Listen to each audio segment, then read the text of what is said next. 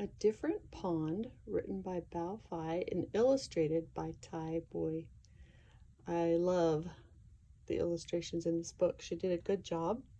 This is a Caldecott honor book. It is a book about a family who immigrated to America in 1975 from Vietnam. And every family in America has a refugee story because somebody in our families immigrated here recently or years and years ago. Do you know your history? Dad wakes me quietly so Mom can keep sleeping. It will be hours before the sun comes up. In the kitchen, the bare bulb is burning. Dad has been up for a while, making sandwiches and packing the car. Can I help? I ask. Sure, my dad whispers and hands me the tackle box.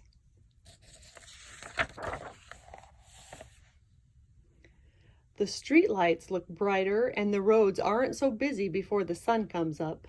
Dad turns on the heater and tells me stories. A kid at my school says Dad's English sounds like a thick, dirty river. But to me, his English sounds like gentle rain.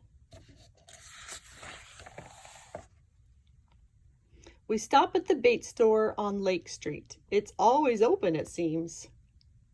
You're here early today, the bait man says. I got a second job, my dad explains. I have to work this morning. On Saturday, the bait man asked. My dad nods. I feel the bag of minnows moving. They swim like silver arrows in my hand. A minnow is a tiny fish. It's still dark when we got to the pond. We park the car and climb over the divide between the road and the trees. My dad holds my hand and walks ahead through the tangle and the scrub. Step where I step, he says. I'm thinking about what Dad told the bait man. If you got another job, why do we still have to fish for food? I asked. Everything in America is a lot of money, he explained. I feel calluses on his hands when he squeezes mine.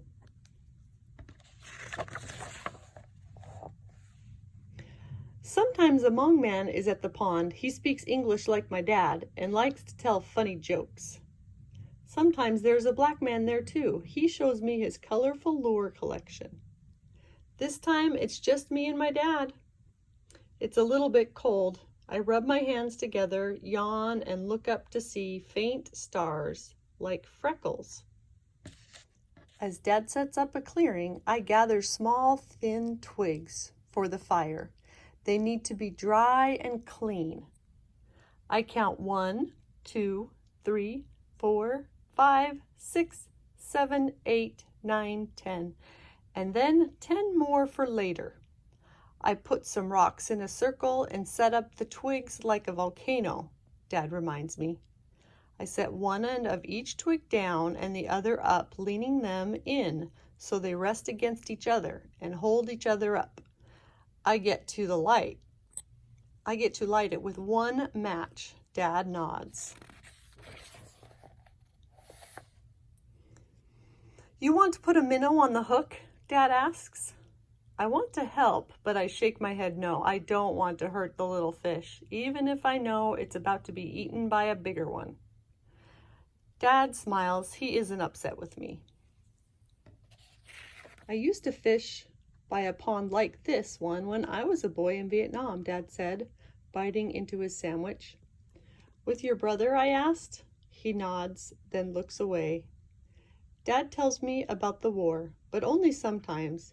He and his brother fought side by side. One day his brother didn't come home.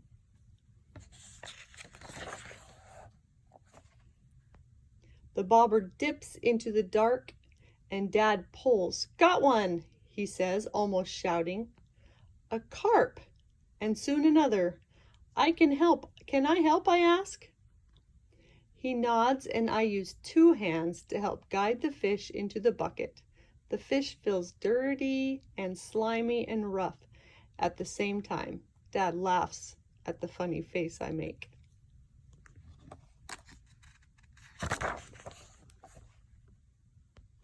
Dad smiles. His teeth are broken and white in the dark because we have a few fish and he knows tonight we will eat. Time to go home. Dad must get ready for work.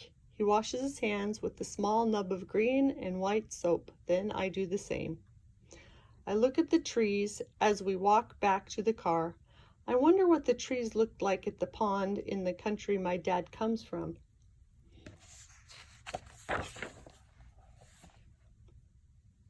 By the time we get home, the sunlight coming through the window is just a faint tint, blue and gray instead of gold.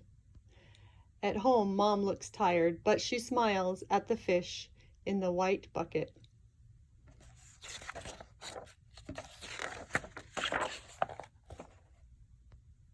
My dad changes his clothes and gets ready to go to work.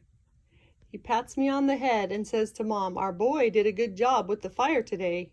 "You learn so quickly," Mom says. Then she asks me to help with the fish before she has to go back to work. I'm sad that she and Dad must leave, but not too sad. I know that later they will both be home. "Look after your baby brother," Mom reminds my brothers and sisters. She means me. Then she gets on her bike and goes to work. I'm not a baby, I think to myself. I helped catch dinner. Tonight, when everyone is home, Dad will put rice in the cooker and Mom will fry the fish on both sides until they are crispy.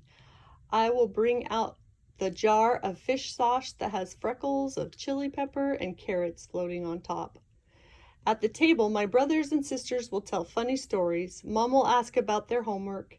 Dad will nod and smile and eat with his eyes half closed. "Good fish," he will say to me. And I will smile and nod, and later when we sleep, I will dream of fish in a faraway pond. The end. Here's some notes from the author, and here's a picture of his dad and him as a baby when they came to America from Vietnam in 1975. And the illustrator and her brother. They came at the same time.